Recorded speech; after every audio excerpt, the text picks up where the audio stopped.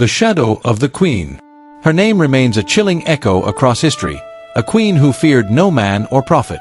She was a ruler who dared to challenge the Almighty, governing through a lethal blend of manipulation, blood, and absolute power. Born in the wealthy coastal kingdoms of Phoenicia, she brought her foreign gods into a land dedicated to the Lord. With a heart of iron and a will of fire, she began to dismantle the faith of a nation. Where the smoke of incense once rose to Yahweh, altars to Baal were erected. God's prophets were hunted like prey, forcing the truth into the shadows. While kings knelt to her whims and justice was bought with blood, Jezebel stood as a monument of defiance.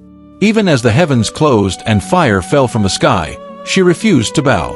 This is the account of a queen who thought herself a goddess, and the divine judgment that proved no human throne is eternal. A foreign spirit. Jezebel was royalty by birth, the daughter of Ethbaal, king of the Sidonians. She grew up in a world of luxury and pagan devotion in what we now know as Lebanon. To the Phoenicians, Baal was the master of storms and fertility, the god who held the keys to survival. When Ahab, king of Israel, sought a political alliance to strengthen his borders, he looked to the north. His marriage to Jezebel was a calculated move for trade and military power, but it would become the most toxic union in the history of the kingdom. The scriptures are clear. Ahab did more evil than any king before him, specifically because he allowed Jezebel to lead his heart and his nation into the arms of Baal. The War of the Altars. Jezebel didn't just bring her gods, she brought a war. She launched a systematic campaign to erase the worship of Yahweh. While she fed hundreds of false prophets at her own royal table, she ordered the execution of those loyal to God. It was a time of terror, where the faithful, like Obadiah, had to hide prophets in caves just to keep them alive. In this era of darkness, a man named Elijah appeared. His name was a battle cry, "Yahweh is my God." He stepped before King Ahab with a terrifying message: the rain would stop until God gave the word. For over 3 years, the sun scorched the earth and the rivers ran dry. Yet, Jezebel's heart only grew harder. Fire on the mountain. The climax came at Mount Carmel. Elijah stood alone against 850 of Jezebel's prophets. He put a simple question to the people: how long will you limp between two opinions? He proposed a challenge of fire. The false prophets screamed and bled for their God all day, but the sky stayed silent.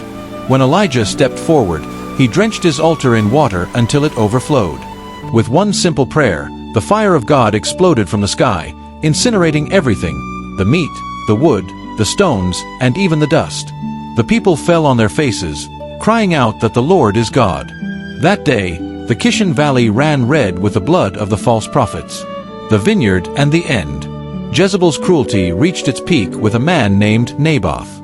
When he refused to sell his family land to the king, Jezebel orchestrated a fake trial, framed him for blasphemy, and had him stoned to death. As Ahab went to claim the stolen land, Elijah met him with a final curse. In the very place where dogs licked the blood of the innocent, they would one day lick the blood of the royalty who killed him. Ahab died in battle, fulfilling his part of the prophecy. But for Jezebel, the end was even more dramatic.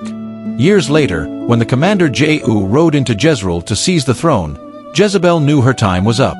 Instead of hiding, she painted her eyes, dressed in her royal robes, and mocked Jehu from her window. "Throw her down," Jehu commanded. Her own attendants pushed her, and the queen who thought she was untouchable fell to the earth. When the dust settled, the prophecy was complete. The dogs of the city left nothing but her skull, her hands, and her feet. It was a gruesome end to a reign of terror, a reminder that while evil may be loud for a season, the justice of the Lord is final.